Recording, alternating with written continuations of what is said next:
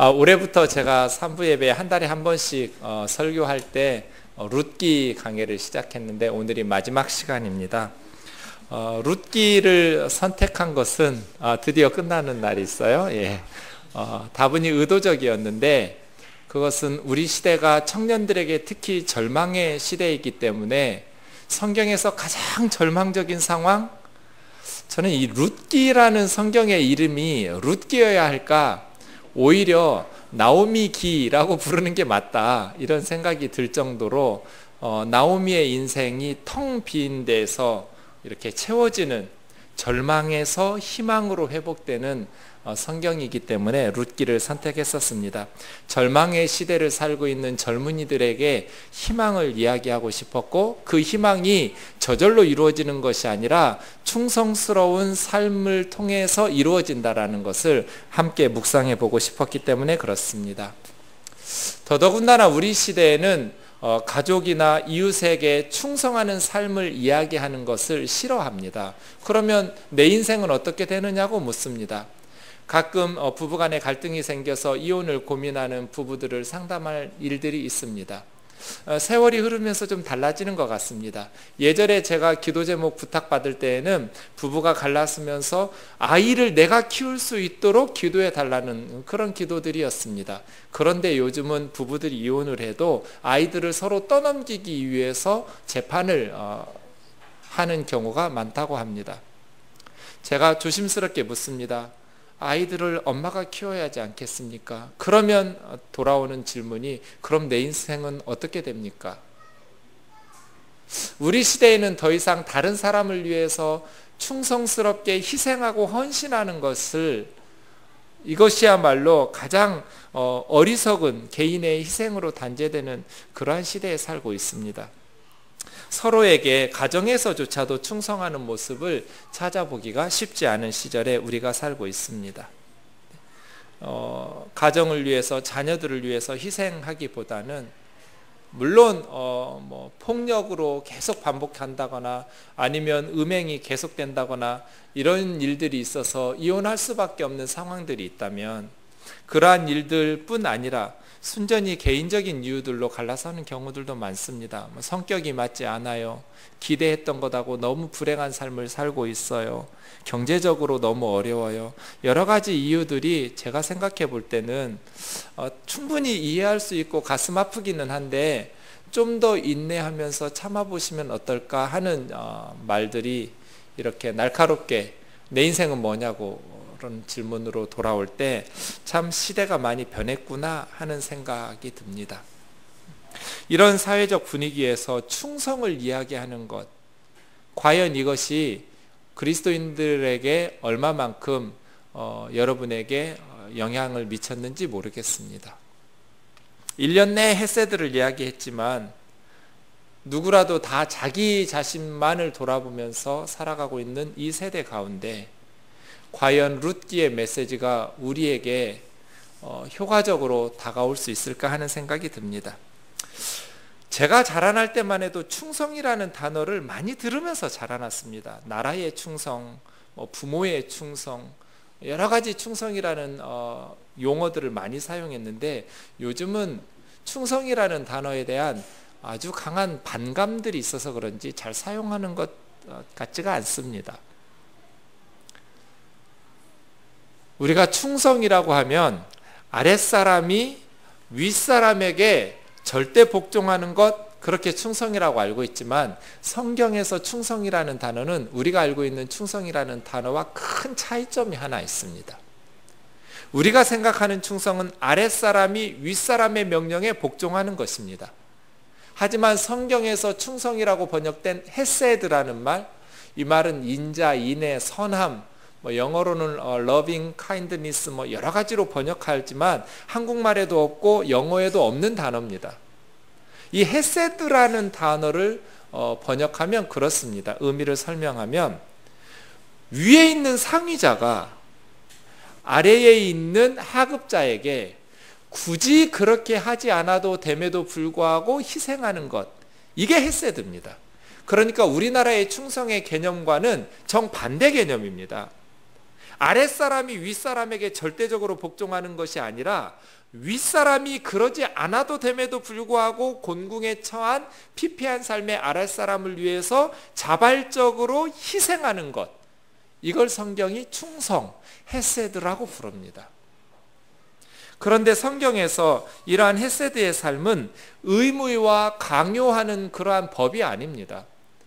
예컨대 시어머니가 남편을 잃고 두 아들을 잃고 혼자 남은 노 시어머니를 위해서 시어머니 고향으로 떠난다는데 모압에 사는 오르바라는 며느리가 또 다른 며느리인 룻처럼 시어머니를 끝까지 따라서 봉양하지 않았다고 해서 오르바를 죄인 취급하지 않습니다.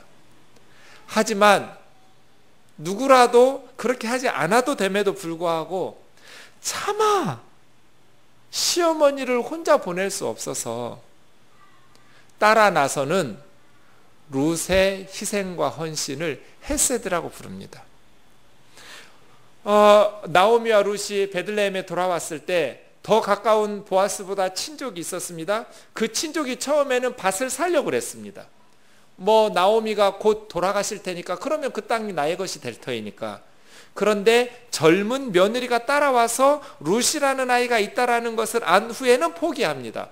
왜냐하면 그 땅을 사봐야 그 젊은 며느리가 재혼해서 아이를 낳으면 그 아이의 몫으로 되지 내 것이 되지 않기 때문에 그러면 내 재산에 손실이 있으니 나는 기업 무르기를 하지 않겠다라고 헤세드를 실천하지 않는다고 해서 그 이름 모를 가까운 보아스보다 나오미에게 더 가까웠던 친족을 정죄하거나 죄인이라고 말하지를 않습니다.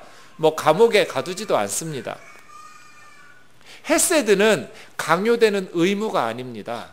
자발적인 희생과 헌신과 사랑을 헤세드라고 말합니다. 그래서 룻과 보아스의 헤세드가 귀한 것이죠. 하나님께서는 헤세드를 명령하시지는 않았지만 너무나 소중한 것으로 기뻐하셔서 이제 상상할 수도 없었던 룻과 보아스에게 그 가정을 회복시킬 뿐 아니라 이스라엘의 역사를 회복시키는, 하나님이 없이 자기 소견대로 맘대로 살았던 사사의 영적 암흑기에서 이제 하나님으로 충만한 이스라엘 역사 최고의 시기라고 불리는 다윗의 시대를 만들어가는, 이 사이에 보아스와 룻의 헤세드가 있었다는 것을 이야기하고 싶습니다. 하나님께서 절망 가운데 희망을 일구어 가실 수 있음을, 영적인 암흑기 상황에서 아무것도 기대할 수 없었던 죽음과 텅 빔으로 전철된 나오미의 삶이 생명과 충만한 채워짐으로 회복될 수 있었던, 사사기의 역사가 다윗의 역사로 회복될 수 있었던 가운데 룻과 나오미의 보아스의 헤세드가 있었다라는 것을 봅니다. 너 왜 우냐?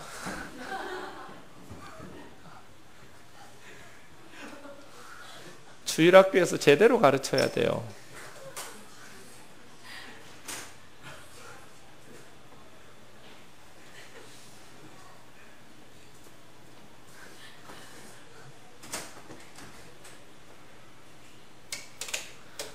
다 자기 소견에 좋은 대로 살아요.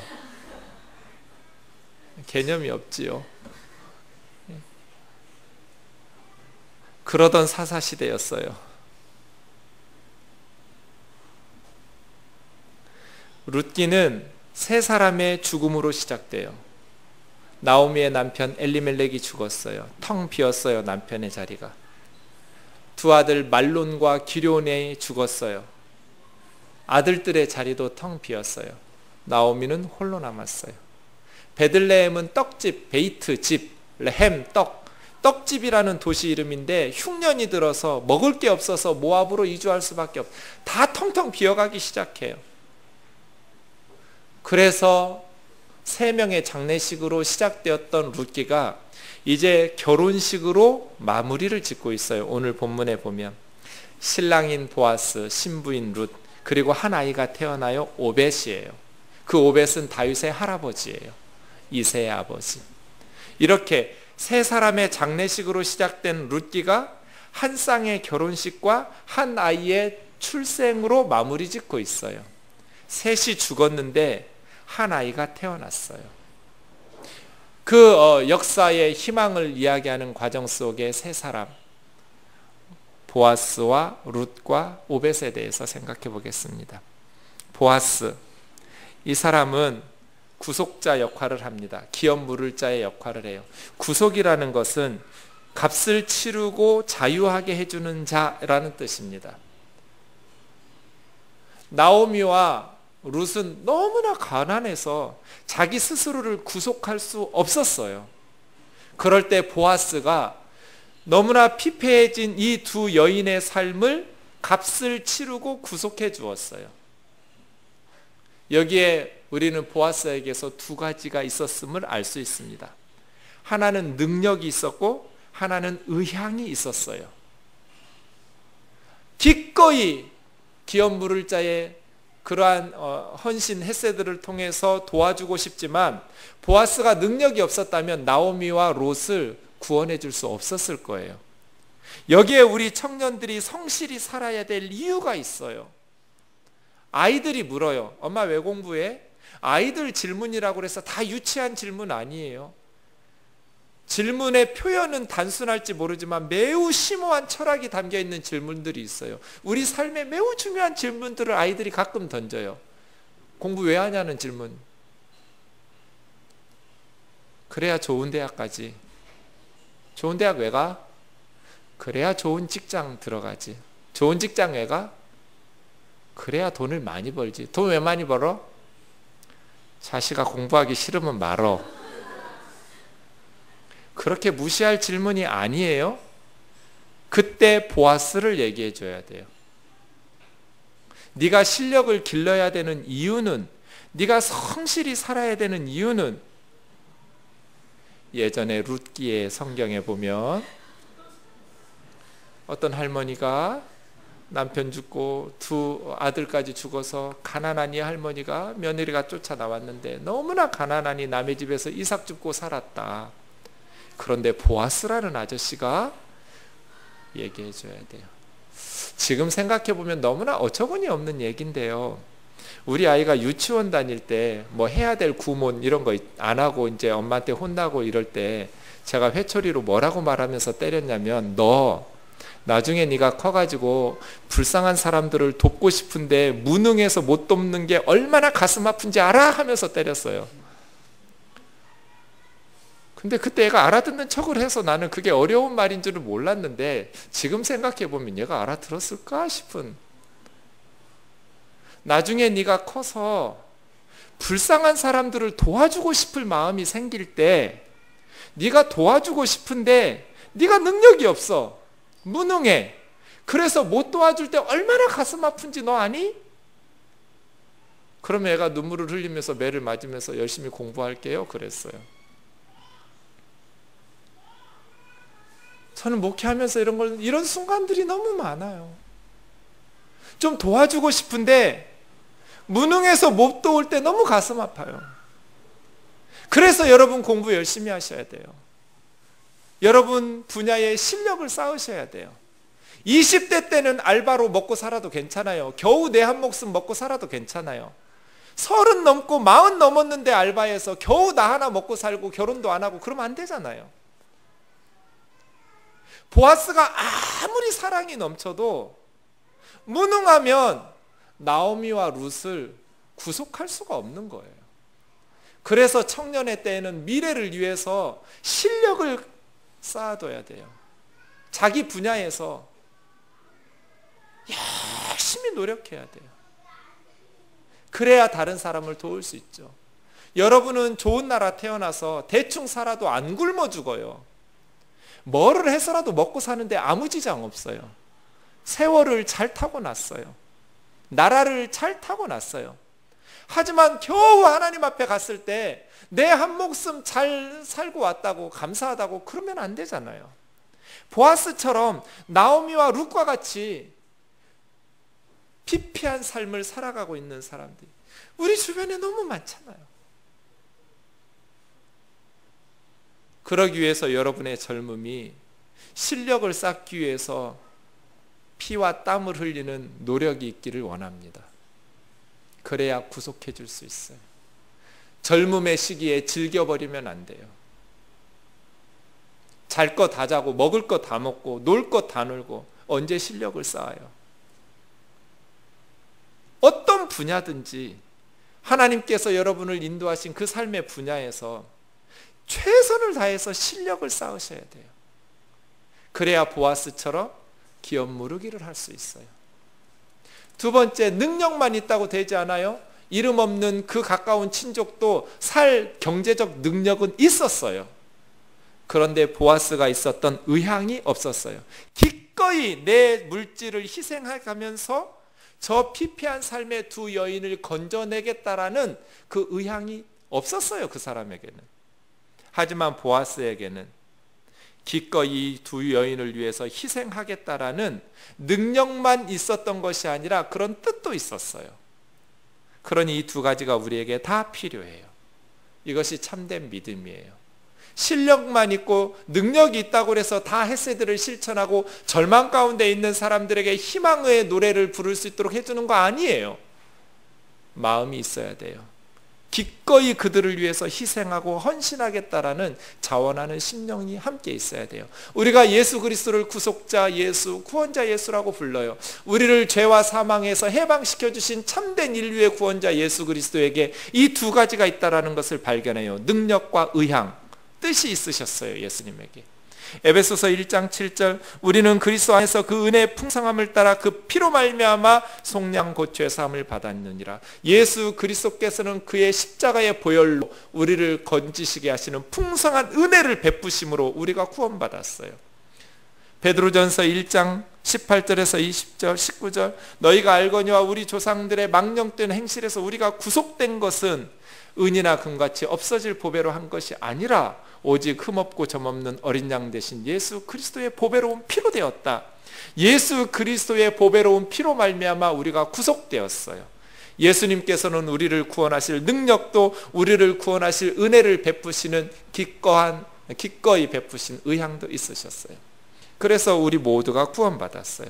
사랑하는 형제 자매 여러분, 여러분의 청년의 때를 하루하루를 값지게 사시기를 원합니다. 20대 30대의 1년은 40대 50대의 5년 10년보다 더 중요해요. 그런데 아직 많이 남았다고 생각되니까 시간을 낭비해요. 저는 그 시간들이 아까워 죽겠어요. 돈 낭비하고 다른 거 낭비하는 거 별로 아깝지 않아요. 그런데 여러분의 시간이 낭비되는 것을 보면 너무 아까워요. 내 아들 같으면 절대로 그렇게 안 놔둬요.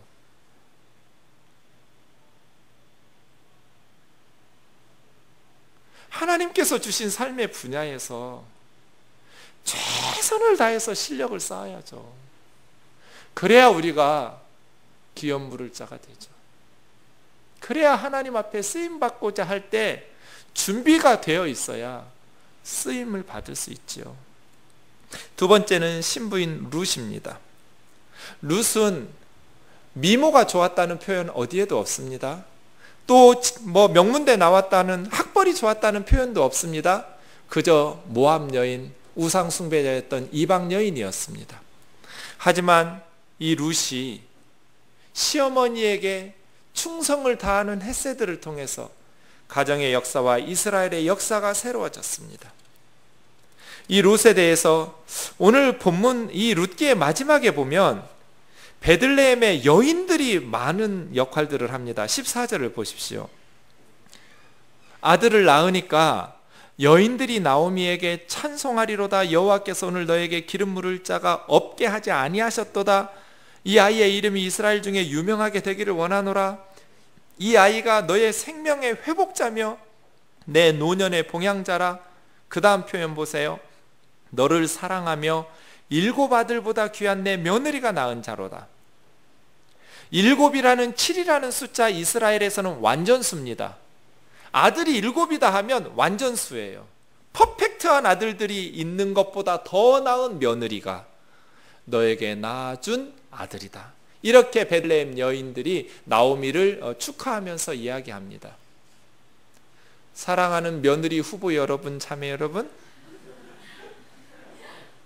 여러분 시집가셔서 이런 칭찬을 들으셔야 돼요. 7 아들보다 우리 며느리가 낫다. 아멘이지요?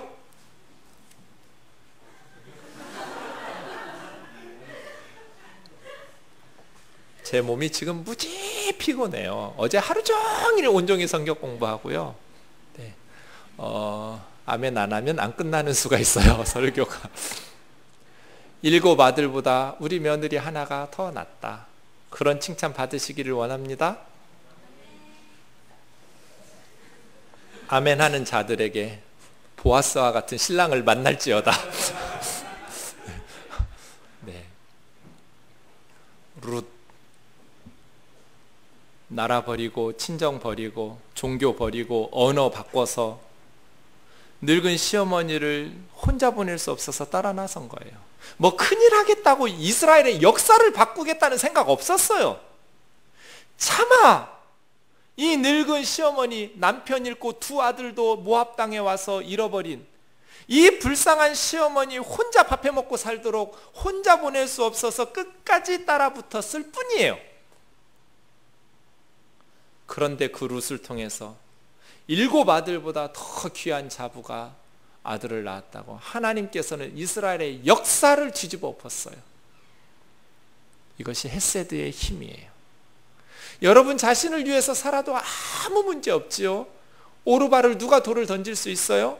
하지만 룻과 같이 헤세드의 삶을 실천할 때 하나님께서는 그러한 순종을 통해서 놀라운 일들을 우리가 상상하지도 못했던, 꿈도 꾸지 못했던, 룻이 다윗의 증조모가 될 줄 어떻게 알았겠어요? 죽는 날까지 몰랐을 거예요. 하지만 하나님께서 놀라운 복을 그들에게 주시는 것입니다. 이 헤세드의 마음 말이에요. 아프리카의 선교사 친구가 전화가 왔어요. 준경아, 나는 여기서 사는 게 너무 괴로워. 왜? 한국에서 부교역자로 살 때는 우리가 가난했기 때문에 사는데 한 번도 이런 고민을 하지 않았는데 아프리카에 와보니까 우리가 너무나 잘 사는 거야. 이 아프리카 사람들에 비해서 우리는 너무나 잘 살아. 그래서 너무 괴로워. 근데 저는 그 친구가 어떻게 사는 줄을 알아요. 아프리카 한인 중에 제일 못 살아요. 선교사들 중에 제일 못 살아요. 제일 가난해요. 후원이 제일 작아요. 그래서 야, 내가 볼 때 네 말 좀 웃긴다. 너 제일 가난한 한국인인데 그 동네에서. 그렇게 생각하지 마라. 그런데 나는 이 생각을 멈출 수가 없어. 왜냐하면 주변의 아프리카 사람들이 너무 가난하니까. 마땅히 다른 선교사들처럼 부유하게 살아도 돼요. 그렇게 산다고 해서 뭐 얼마나 부유하겠어요? 그럼에도 불구하고 너무나 가난한 아프리카 사람들 때문에 자기 하루하루 사는 게 너무 미안한 거예요. 사랑하는 형제 자매 여러분, 그냥 여러분이 고생해서 뭐 도둑질을 해요, 강도짓을 해요. 여러분 수고해서 여러분이 고생해서 번 돈으로 그냥 살아도 돼요. 그런데 이 선교사의 마음처럼 내가 부유한 나라에서 그냥 우리나라 다른 사람들보다는 부유하지만 그 먹을 것이 없어서 굶어 죽고 있는 아이들을 생각하니까 내가 너무 미안하다.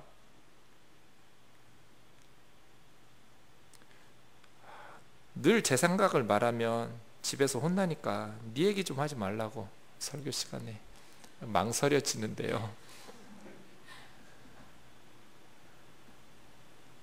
저는 우리 교회에서 목사님 그 사례비로 어떻게 사느냐고 가끔 들어요. 그런데 저는 흘러 넘쳐요. 그리고 저는 늘 미안해요. 왜냐하면 지금 선교사님들 중에 개척교회 목회자들 중에 너무너무 어렵게 사명을 감당하시는 목사님들에 비하면 저는 너무나 부유한 사람이에요. 그게 헤세드예요. 마땅히 누려도 되는데 룻은 모압에서 재혼해가지고 자기 나라 자기 친정에서 살 수 있는 그것을 포기하고 이 시어머니 때문에 차마 그렇게 못 사는 거예요. 그래서 이 선교사가 보내주는 후원비로 아프리카 아이들을 다 도와요. 자기네도 너무나 어려운데 제가 볼 때는 속이 탈 정도로 안타까운데 그 아프리카 사람들 돕느라고 제대로 먹고 입지도 못하는 거예요. 이거 헤세드예요. 룻, 여러분이 룻처럼 살지 않고 오르바처럼 살아도 괜찮아요. 보아스처럼 살지 않고 기업물을 가까운 친족처럼 살아도 괜찮아요. 도둑질하고 강도짓하고 이런 짓만 안 하면 돼요. 하지만 보아스와 같이 룻과 같이 그러한 헤세드를 실천할 수 있기를 주의 이름으로 축원합니다. 그러한 삶을 살기를 원합니다. 그때 하나님께서 여러분의 인생을 놀랍게 인도하실 것입니다. 오벳에 대해서 마지막으로 생각해 보겠습니다. 오벳 참 특이한 일이 17절입니다. 저는 이 구절 볼 때마다 이상해요. 대개 이름을 누가 지어줘야 돼요? 아빠나 엄마가 짓거나 뭐 가족이 지어줘야 하잖아요. 여기는 보아스나 아니면 룻이나 부모가 짓거나 아니면 할머니가 있으니까 나오미가 지어줘야 하잖아요. 오벳이라는 이름 누가 지어줬어요? 이웃 여인들이 이름을 지어줬어요. 이 애가 보통 애냐고요. 지금 이 오벳이 이게 지금 엄청난 애인데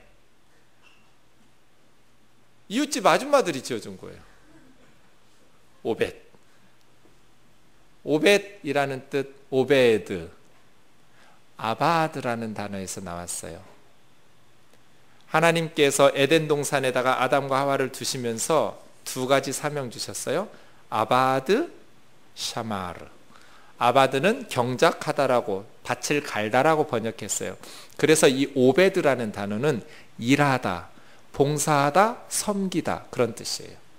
그러니까 이웃집 아줌마들이 왜 이런 이름을 지어줬냐면 노년의 봉양자라 15절 그랬잖아요. 너는 너네 할머니, 외할머니 섬겨라. 그게 오베드예요. 봉사하다, 섬기다, 봉사하는 자. 선지자 하나 있어요. 오베드에서 나온 오바댜. 야는 할렐루야처럼 여호와의 축약형이에요. 그러니까 여호와를 섬기는 자, 여호와의 종 그런 뜻이겠죠. 오바댜 선지자. 같은 이름이에요. 오벳이라는 말, 섬기는 사람. 그런데 이 오벳이 할머니를 섬기고 부모님을 섬길 뿐 아니라 이스라엘의 역사를 섬기면서 이새를 낳고 다윗을 낳는 사람이 되었어요. 제가 늘 입버릇처럼 말하듯이 저의 목회의 목표는 우리 자녀들이, 우리 아이들이 어른이 돼서 한국교회 주역이 되었을 때는 한국교회가 세상에 믿지 않는 사람들로부터 손가락질 받지 않는 교회 만드는 게 제 목회의 목표예요. 믿지 않는 세상 사람들이 한국교회를 향해서 너희가 우리 사회의 소망이라고 칭찬해 주는 것이 제가 목회하는 이유예요. 날마다 기도하는 기도 제목이에요. 이렇게 타락하고 부패한 한국교회를 모순을 극복하기 위해서 위대한 개혁자나 위대한 능력을 소유한 사람들이 등장할 필요는 없다고 봅니다. 사사시대의 그 절망적인 상황을 다윗의 시대의 그 희망의 사회로 변화시키는데 위대한 능력을 가진 사람 없습니다. 그 일은 하나님이 워낙 위대하시기 때문에 능력은 하나님께 있고, 다만 룻도 보아스도 나오미도 오벳도 자기의 작은 가정에서, 자기의 작은 베들레헴 자체는 지금도 인구수가 3만 명도 안 됩니다. 조그만 동네입니다. 조그만 도시에서 그저 하나님 앞에서 차마 공궁에 처한 사람을 외면할 수 없어서 희생하고 헌신했더니 하나님께서 위대한 역사들을 이루셨습니다. 우리 뜨인돌 청년부 위해서, 또 여러분의 가정을 위해서, 한국 교회를 위해서 위대한 능력의 소유자나 종교개혁자가 등장할 필요는 없다고 봅니다.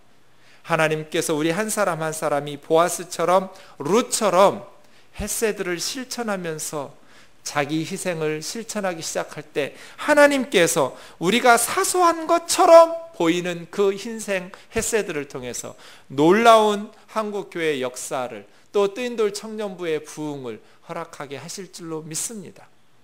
이러한 소망함을 가지고 뜨인돌 찬양 24장 부르고 기도하겠습니다.